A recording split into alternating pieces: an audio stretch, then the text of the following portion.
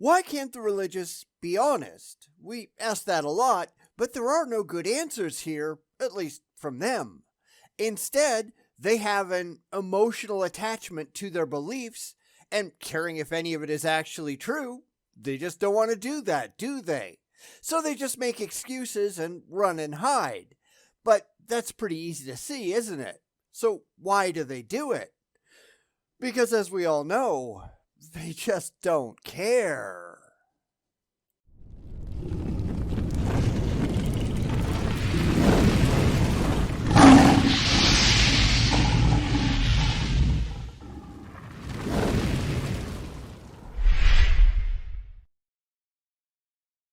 Welcome back to the second article in Cameron Bertuzzi's Outsiders Test for Faith series.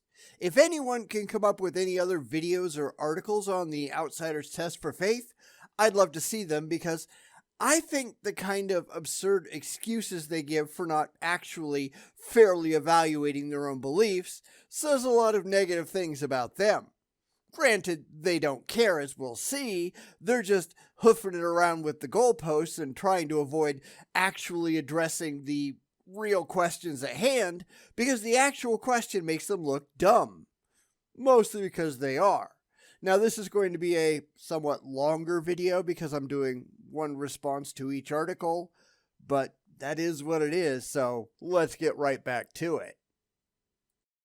So now we're on to the second part, and I'm going to be honest, the first part wasn't that great, but a lot of that stems from a lot of the things that I don't think are that important to begin with.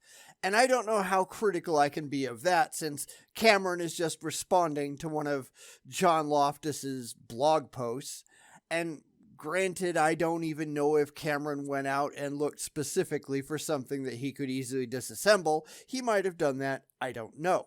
We have no way of establishing that, though, so I'm not going to just assume it because I can't show that Cameron intended to be dishonest. You can only respond to what you can respond to, so that's what I'm going to respond to. Whether it was the best thing that he could have chosen to respond to, nobody can really say, and playing armchair quarterback isn't particularly useful, so we're just going to look at what he does say and call the rest a wash. So let's get into it, shall we? He starts off with the same sort of introduction that he had in part 1, and we briefly touched on it there, so I'm just going to be skipping over it. As usual, if you're really concerned about the minutiae, you can go and look at the original articles. The link is down in the description. Here he moves to, Christianity is weird. It's worth pointing out that the geographical distribution of Christianity throughout the world is pretty weird. It isn't confined to one centralized location as one finds in Judaism, Islam, Hinduism, and Buddhism. Christianity is literally all over the map. It started in Jerusalem, soon the center became Antioch, then it spread to former Constantinople, then Rome, then Europe, then America, and now it's exploding in places like South America, Africa, and China. But that doesn't mean anything, though. This is just the fallacious argument from popularity. This is, well, a bunch of Christians decided they were going to run around the world and try to convert everybody, because that's what their religion called for. But that doesn't make the religion true. Who cares about any of that? You can find Mormons all over the planet. You can find Scientologists all over the planet. It doesn't really matter. The only thing that is really worth concerning ourselves with is whether or not any of it is true. And this, of course, is just a distraction. It has nothing at all to do with the question at hand. But look how impressive this thing that I like is. Yeah, I don't care. Nobody should. But he's writing these articles for existing Christians who do want to feel good about the things that they already believe. They don't care about the actual, demonstrable, defensible truth. And that's why we have to keep our eyes on the prize while Cameron just wanders around looking for comfort. For anyone interested, I found this cool video that visualizes the spread of Christianity over the centuries. Anyways, The point is that the geographical distribution of Christianity is not centralized anywhere. This casts doubt on what can be inferred from said distribution. That aside, let's get clearer on how Loftus's second consideration in his outsider's test for faith is supposed to work. Again, it doesn't matter. This is really common in religious response videos. Although certainly not just there, the kind of meandering mess where they just wander around touching on irrelevant claims, because I think they're trying to put off the potentially problematic parts for as long as they can. So let's just stop stalling and just show where Christianity is actually true. Now granted, he won't do that. He can't. He'll just cherry pick claims to cast doubt on the outsider's test for faith. But that's really what we're here to look at, right? So let's get back to some actual content. Cultural contingency. It's true that anyone born in America will probably wind up a Christian. According to Wikipedia, 75% of polled Americans identified themselves as Christians in 2015. But that's the point, right? He's trying to distract with his widespread Christianity thing while ignoring the fact that you are much more likely to be a Christian or a Muslim or a Jew in places where those religions are widespread, but not in places where they're not. Does he think we're not going to see him pulling this? I don't know. Likewise, anyone born in Saudi Arabia is likely to embrace Islam. It's actually against the law to convert to another religion. Loftus seems to think that we can draw skeptical conclusions from these facts. But how does that work? Well, it depends. Remember, this was written in 2017, but today, those numbers, they sit at about 64% last I saw, and it's still dropping like a stone. This is where labels don't matter, and I've been saying that forever.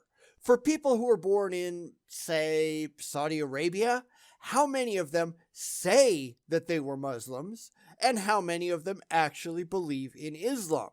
And the same goes here in the Western world, where lots of people say they are Christians, although that number is demonstrably declining, but how many of them actually believe it? How many stamp that label on their foreheads for social and community reasons? They want to fit in, so they claim the dominant cultural delusion as their own. But if you actually go and talk to them, and I have, but if you actually go and talk to them, most of the time they have no clue what it is that they're supposed to believe. They don't read the Bible. They don't go to church. They have no clue what the doctrines of their own supposed denominations are. It's just nice to have a place to go on Sunday morning and get free coffee and donuts and network, and that's what Christianity is to them. And the churches don't care because their money spends just as well as the true believer. So we have to look at what Christianity actually is, and are the people who are professing these faiths actually adhering to any of it? This goes beyond religion too. Just because you assign a label to yourself, that doesn't make that label accurate or true. You can call yourself an anthropomorphic wildebeest if you want to, but that doesn't mean that you are one. There's a difference between what you say and what is true. And what is true wins every single time. So he's going to get into an actual argument, so let's go take a look at that. Here's what I think the argument from cultural contingency looks like. 1. John was born in America, and he believes that Christianity is true. Does he, though? Does he really? All right, let's continue. 2. If John was born in Saudi Arabia, he would probably believe that Christianity is false. 3. Therefore, John is not justified in believing that Christianity is true. Well, that's a stupid argument because it's a complete non sequitur. The conclusion absolutely does not follow from the premises. The only way to be justified in believing that Christianity is true, and that goes for any other religion as well, is to examine the claims of Christianity, compare those to the evidence that we have at hand to see if they are actually true, and to follow where the evidence actually leads. Faith and fifis are not a rational justification, although I'm sure that Cameron would disagree. This is just a straw man, and Cameron had to understand that when he was writing this article, Because here's another thing that the religious don't want to face. Believing a thing doesn't make that thing true. Wanting a thing to be true, that doesn't make that thing true either. A thing is true if and only if that thing is true. And the only way to rationally come to that conclusion is to examine the evidence to verify that it is in fact true. How it makes you feel doesn't matter. What you want doesn't matter. What you like doesn't matter. All the wishes and dreams in the world won't change the truth of the matter. And that's what religion has to rely on. So I don't think that they can be expected to be honest in this regard. So let's follow his faulty argument and see where it goes. Now, it should be obvious that 3 doesn't follow logically from the previous 2 steps. See, what I tell you. Both 1 and 2 could be true and 3 false. We need at least 2 additional premises. 4. If 1 and 2 are true, then it's simply a matter of luck that John believes that Christianity is true. 5. If it's a matter of luck that John believes Christianity is true, then John is not justified in believing that Christianity is true.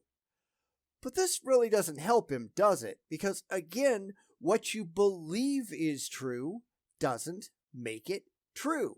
This is just restating what we already talked about. John is not justified in believing that Christianity is true unless he has something beyond his beliefs, beyond his faith and his wishes and his dreams that shows that it is in fact true. This is actually what dooms Cameron's argument because these premises are actually true. We know that people get indoctrinated into the local dominant societal delusion. That's just reality. Kids believe in Santa Claus because Santa Claus is popular where they live. It's on TV, parents tell their kids all about it, they get presents under the tree with Santa's name on it, their friends all say it's true. So it's not surprising that these things come about relatively naturally. Yet Santa Claus isn't real, right? I'm sorry if that breaks anybody's illusions, but that's just the reality of it. So if we ask if they are rationally justified in believing in Santa Claus, no, it's not. Even if that's the only information they haven't done enough research, and granted we are talking about kids here, but they haven't done enough research to actually determine if the claim is factually true. Therefore, it's not a rational act, it's an emotional one. Just like believing in God. When everyone around you tells you that it's true, whether or not it is, you tend to believe that it's true. And when the religion tells you don't ask any questions and don't go do your own research, you tend to believe that if everyone around you tells you not to do it. But that doesn't make any of it true, does it? We need to hold people to a higher standard. We can't just say, what do you believe? We have to have your justification for why you believe it. Not because it feels good, but because it's actually true. And when it comes to religion, most people never want to get into that. They don't want to say, well, here's the research that I've done that independently justifies that the thing that I believe in actually seems to be so. Because nobody does that. Nobody who stays religious does, anyhow. The good news is that we now have a valid argument. 3 follows logically from 1, 2, 4, and 5. The question we now want to ask is, what reason is there to think that 4 or 5 is true? Well, they're not really. It calls it luck, but it isn't luck, it's just reality. This is assuming that one belief is inherently better than any other, and that's just not demonstrably true. Religion is, in a lot of ways, just a social lubricant. It gives most people something in common to believe in. That doesn't make it true. Truth is a completely different thing, but the Muslims need the same kind of social lube as the Christians do, and so do the Hindus, so do the Jews, probably the Scientologists if they all hang out together, I don't know. A common mythology helps to bind them all together. That's not luck. That's just how humans work. This is where a lot of philosophy breaks down. People get so caught up in a syllogism being valid that they entirely miss showing where it's sound. The format doesn't matter as long as the premises and conclusions are actually true. It seems to me that both are false. Sure, because you've just made them both up. This is Cameron arguing dishonestly so he gets where he wants to be. We see this with the religious a lot, and not just them, a lot of people, but especially with the religious. They're starting with that emotionally derived conclusion, and they're damn well going to end with it because that's what they want. That's where they want to go. That's what makes them feel good. All the stuff in the middle is just crafted to make it easy to loop back around to the place that they wanted to go all along. But that's not really honest, is it? To help us think through this, consider 6. If John were born in 2000 BCE, he would probably believe that the earth is flat. Does it follow from 6 that John's belief in a round earth, assuming he's not an NBA player, is a matter of luck? It's relatively easy to think up scenarios where we would probably believe different things if placed in different time periods or geographical locations. If I were born a first-century Jew, for instance, I probably wouldn't value the testimony of women. Do these counterfactual statements reveal that what I currently believe is a matter of luck? Yeah, luck has nothing at all to do with it. Luck isn't even a thing. Now, he's really talking about conclusions that he's comfortable holding. But that doesn't really mean anything, though, does it? It's why a lot of Christians will simply deny that there was ever any kind of slavery in the Bible, even though it's demonstrably there. They are just not comfortable believing in slavery, and since their beliefs insist that the Bible has to be true, I mean, no evidence for that or anything, they just really like the idea, and they currently have to live in a modern world where slavery isn't acceptable. They have to figure out a way to rationalize their way around the undeniable reality that there is slavery in the Bible. But they just don't like it. So this has nothing to do with luck. Luck isn't even really a thing. It's just that people want comfort and their beliefs aren't actually comforting. And, well, sadly, they aren't actually true. So they have to find a way to justify that to themselves, to rationalize that to themselves, which is why we have the outsider's test for faith in the first place, right? To get rid of all those false justifications that these people are trying to use to convince themselves that it's a good thing they believe it. It's just not, though, at least not in any rationally justifiable, evidence-based way that anyone can come up with. They just really want to believe. But really wanting to believe is not enough. Loftus's luck. Suppose for a moment that Loftus's luck precludes knowledge. If I am lucky in this way, then I don't know that the earth is round. I don't know that the testimony of women is valuable, and so on. Except nobody brought up luck except Cameron. He made up those premises. He structured them in such a way that was useful to his argument, and now he's pretending that it all comes from anywhere but his own head.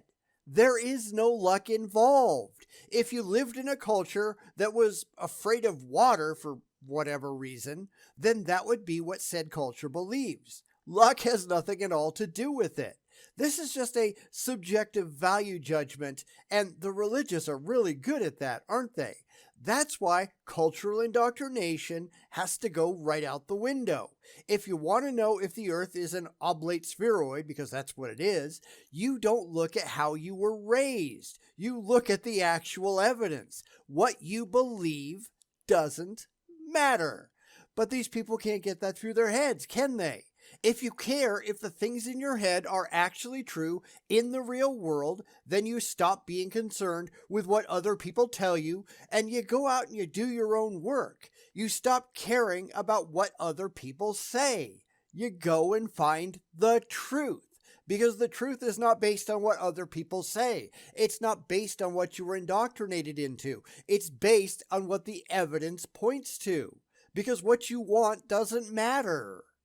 Consider what it looks like from the viewpoint of Christianity and naturalism. If Christianity is true, then the reason I wasn't born in another time or place with a different set of beliefs is because that isn't the world God chose to create. I was born in 1987. Geez, you're young. But anyway, because he chose to create this world. It's not happenstance that I wasn't born a first century Jew. Rather, it's the result of God's initial creative act. No luck involved. But see, I don't care about your viewpoint. Those don't matter. And notice he's playing the whole if Christianity is true thing without actually testing Christianity to see if it's true. He's doing the whole if means because, but we know that's nonsense. The reason you were born where you were born is because that's when and where your parents fucked. That's the entire answer. There is no purpose behind your existence other than your parents fucked, and there you were. But the religious don't really like that fact, so they assume that it can't be true. Too bad. Your feelings don't matter. Stop making a fool of yourself. On the other hand, if naturalism is true, if no God and nothing like God exists, then it's mere happenstance that I exist here and now instead of in some other time and place. Yep, it is. Because you're not special. Cue the irrational tears. It doesn't matter what you want to be true, only what is actually true, and the actual truth, based on all of the evidence that we have, is that you are just a cosmic accident. Any one of your father's sperm could have met up with any one of your mother's eggs, in theory at least, and then it wouldn't have been you. It would have been somebody else. Or if your mother had gotten impregnated a month earlier or a month later, then it wouldn't be Cameron that we're talking to, not the Cameron that we understand today. It would be someone else with a different arrangement of genes and probably a completely different personality. If things had gone different for Cameron when he was growing up, then he could have been a very different person. Now that terrifies these people, but there it is. It is, in fact, true. He, as he is today, as he is in any conceivable way, he's not special. None of us are. We need to stop pretending otherwise. Naturalism entails that we are all lucky in the spatiotemporal sense. But if this is true, and this kind of luck precludes knowledge, then naturalism precludes knowledge. No, actually, none of that is true.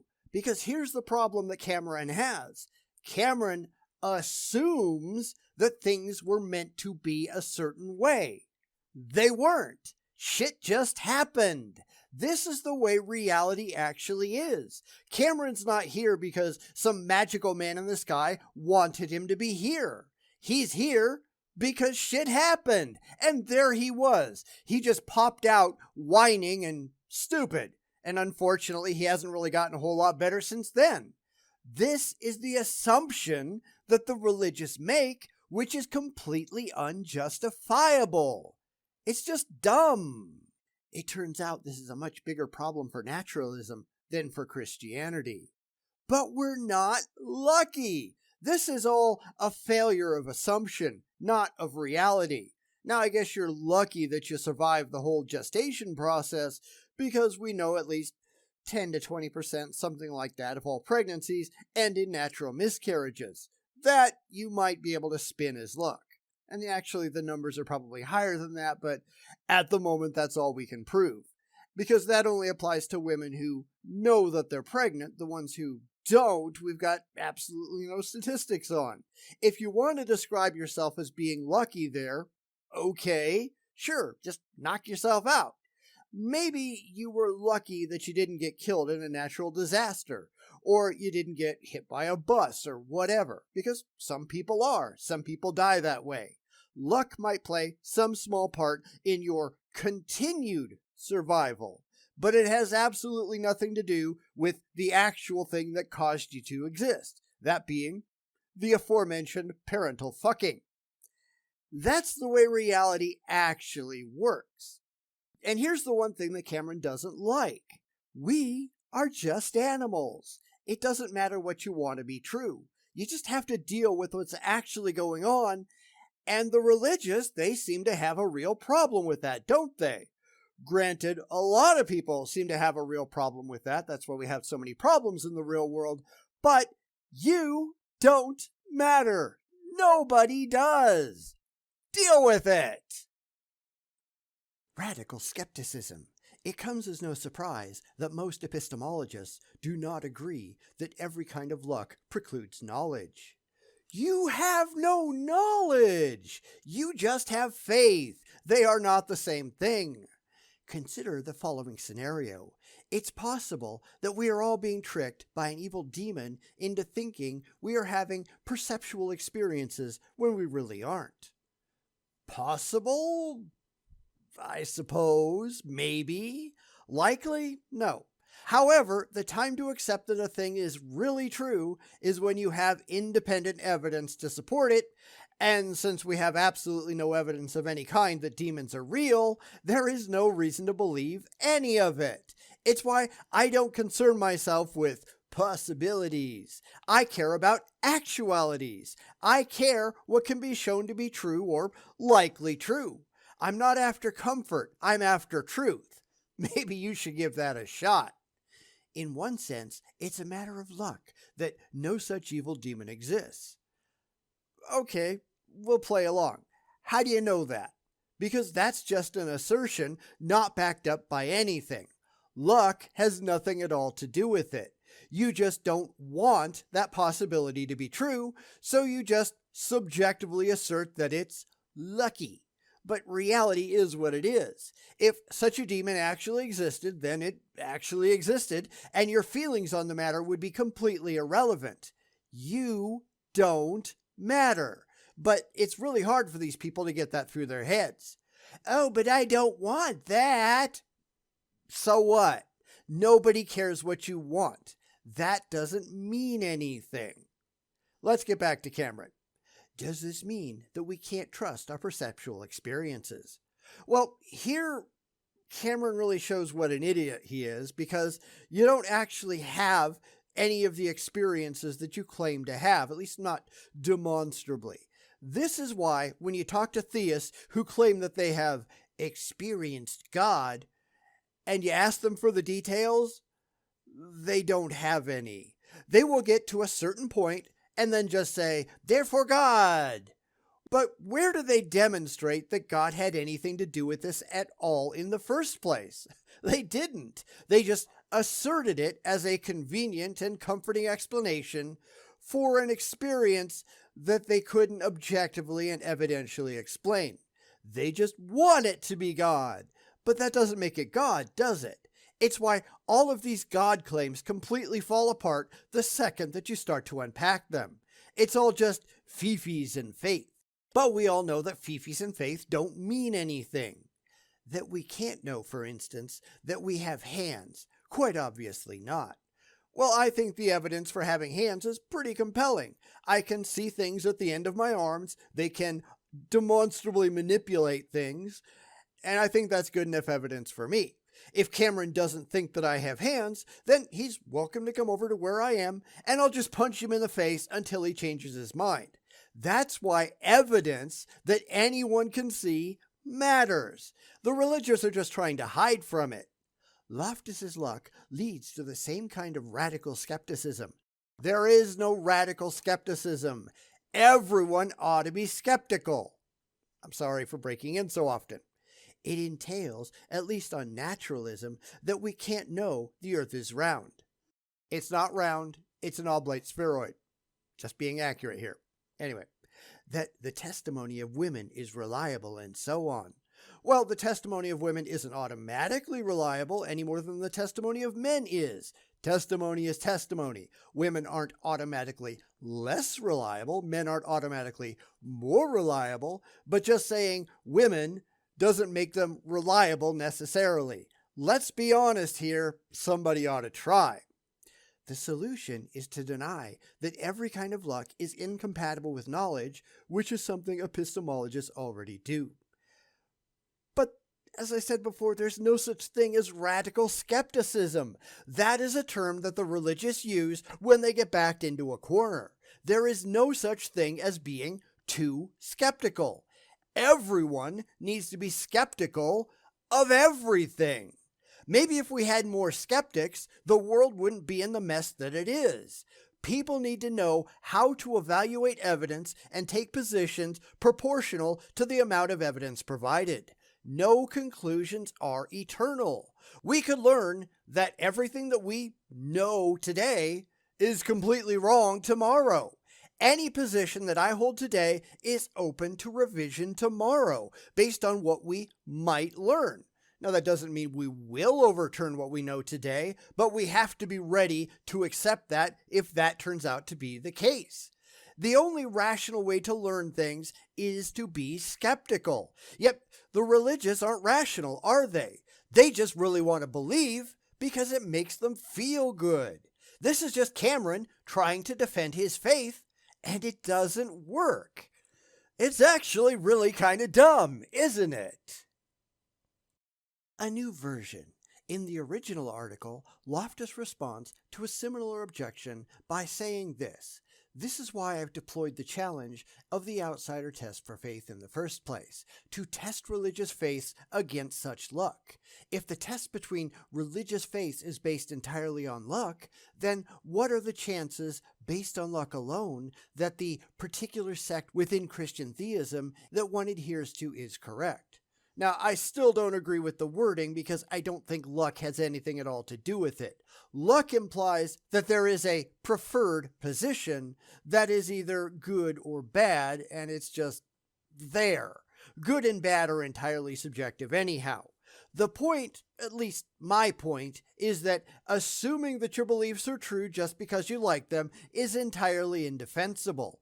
If you acknowledge that had you been born in another culture, your beliefs would likely have been different, then your own beliefs are nothing special either. This is why we have to get rid of double standards and why everything that Cameron has said so far relies on them. He just really likes Christianity. Therefore, Christianity has to be true because he really likes it. And that's entirely circular and stupid. Here, he asks what the chances are that the specific religion one adheres to is correct, based on luck alone.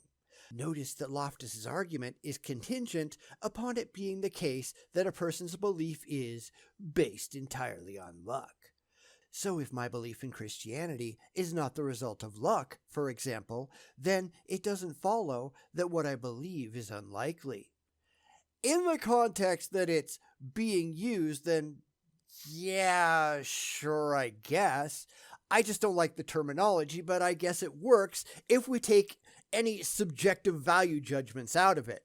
You just so happened to be born when and where you were in a culture that just so happened to be heavily steeped in Christian mythology. If you want to call that luck, sure, whatever, but it doesn't make it a good thing. It doesn't make it a bad thing either. It just means it's a thing. But if you had been born in Saudi Arabia, then the exact same thing would have been true. You almost certainly would have been a Muslim. If you were born in Nepal or India, then you probably would have been a Hindu.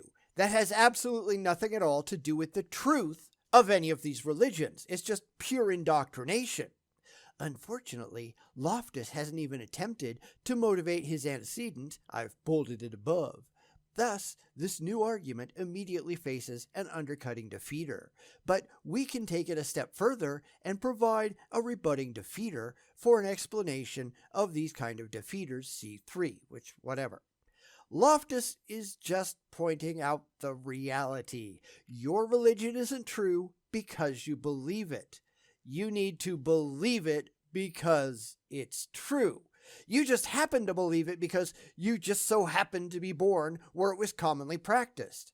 I hate to have to keep pointing this out, but this is why you need to remove your feelings and your faith from the equation. That's the whole point of the outsider's test for faith. Would you accept this if it was about another religion? Very clearly, we're seeing that the answer is no. Virtually no one has beliefs that don't at least seem or appear true. No, people have beliefs that they want to be true, but that doesn't make them true. People have beliefs that they interpret to be true, but that doesn't make them true. What you want doesn't matter, and that's something that a lot of people religious and otherwise, need to get through their heads. This entire article has been about what Cameron Bertuzzi wants to be true. But that doesn't make any of it true.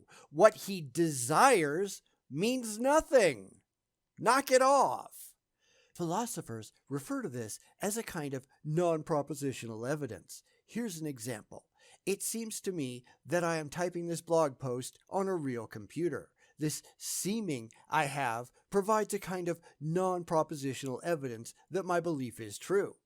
No, that's an assumption that you're making, and only an assumption because we've got no solution to the problem of hard solipsism. You just have to accept that it's true, that the real world exists beyond your head, even if that is not something for which you can provide any defensible evidence. Yet, that doesn't go for everything, and that's really what Cameron is trying to do here. He's saying, well, it works for this, which really it doesn't. We just don't really have a choice. And then he just wants to declare that because it works for this, it must also work for everything else. And no, I'm sorry, it just doesn't. It's not conclusive evidence, but it provides me at least some justification, some reason to think that this computer actually exists. But it doesn't, though. That computer could be an illusion. You just have to assume it isn't because everything else in reality is based on that single basic assumption. We all have to do it, otherwise we go mad. But we also have to understand why we do it, and for far too many people, they just don't. They do it because it makes them feel good, and they don't understand the underlying assumptions and reasons for those assumptions, why we all do. It follows that no matter what one believes, Christianity, Judaism, Hinduism, Buddhism, naturalism, etc., their belief is not based on luck alone. It's at least in part based on non-propositional evidence. Luck still has very little to do with it at all. Reality isn't what you want to believe. Reality is what's actually true. Assuming that our initial position that reality exists at all, which of course we already said we cannot demonstrate conclusively, but assuming that's the case, then reality is what so. All he's really saying here is, but it seems to me, which doesn't matter. This is why you have to take yourself and your faith and your fifis completely out of it and look only at the evidence. It's not a guarantee that you're going to get to the truth, but there are no guarantees at all, are there? So you kind of have to deal with that. Given these two defeaters, I can't see any reason to accept Loftus's argument. Because you don't want to. That's all I'm getting from any of these articles. He has a heartfelt belief in something that he can't demonstrate is true, so he's just running around with the goalposts and pretending that makes his own undemonstrated beliefs somehow valid. But it doesn't work that way, Cameron. You're just wrong. Concluding thoughts. In summary, I've argued that geographical location bears no epistemic implications for religious belief. No, you just claimed it. Geography demonstrably impacts which beliefs a person is likely to have, religious and otherwise. It also says absolutely nothing about whether or not those beliefs are factually true. You notice the one thing that Cameron hasn't even tried to address, right? Whether Christianity is actually true. But I believe it means nothing. This is just running around with the goalposts and ignoring the only question that actually matters. Because he just doesn't care. If we take the argument at face value, it's a much bigger problem for naturalism than for theism. How is this a problem for naturalism at all? Because naturalism isn't a belief system. It's a reaction to the objective evidence. This is something that the religious don't seem to be able to get through their heads. They treat naturalism like it's a religion, but it's anything but. We only have evidence for the natural. That's it. Therefore, naturalism is the only position that has any evidentiary support. It's the only rational position that one can actually take. Cameron doesn't like that, although I'm sure he doesn't actually understand why. He just really likes what he believes and figures that's got to be enough. But it's just not. This is the problem with just preaching to the choir, because you know what they're going to presuppose and what you can conveniently skip over because they're not going to ask any of those difficult questions. Yet we are not part of that choir, are we? We have a lot of questions, and Cameron, even today, he still has no answers. He didn't then, he still doesn't, and he still doesn't care. Then we saw the philosophers reject the idea that every kind of luck is incompatible with knowledge. We are otherwise faced with radical skepticism. No, you just made all that shit up. There is no luck, not as you're trying to use it. It's not luck, it's just random chance. If Cameron's parents had converted to Islam before he was born and moved to the Middle East, he'd probably be on YouTube today trying to convert people to Allah. Christianity isn't special. Neither is Islam. Neither is any other religion. It just exists because it's a social lubricant and it's been around so long that most people don't even question it anymore. It's just part of the social landscape. But that doesn't make it true, and that's the question that Cameron hasn't even addressed yet. Maybe in the last part, I don't know, but don't hold your breath, because I think we all know he just doesn't care. Lastly, we saw that Loftus's attempted response faces both an undercutting and rebutting defeater. No, Cameron purposely misunderstands what Loftus was trying to say and then just runs around with the goalpost some more because he doesn't want to address it. Now, I'm not really here to defend Loftus. That's his job, not mine. But this is all just crap. It really is. Tell me you didn't see this coming a mile away, because I know I sure did. So that's 2 parts down and 1 still to go. And so far, he has said nothing of any intellectual substance. If you think otherwise, explain how that is down in the comments, because the stuff that he's saying is really embarrassing. Then again, this is Cameron Bertuzzi, and I can say that about pretty much anything else that he does, because he, like most others, doesn't actually care about the truth. He's overlooking the real purpose of the outsider's test for faith, which is to remove faith and fifis from the equation so that you can evaluate all claims equally and evenly, and he just can't give any of that up.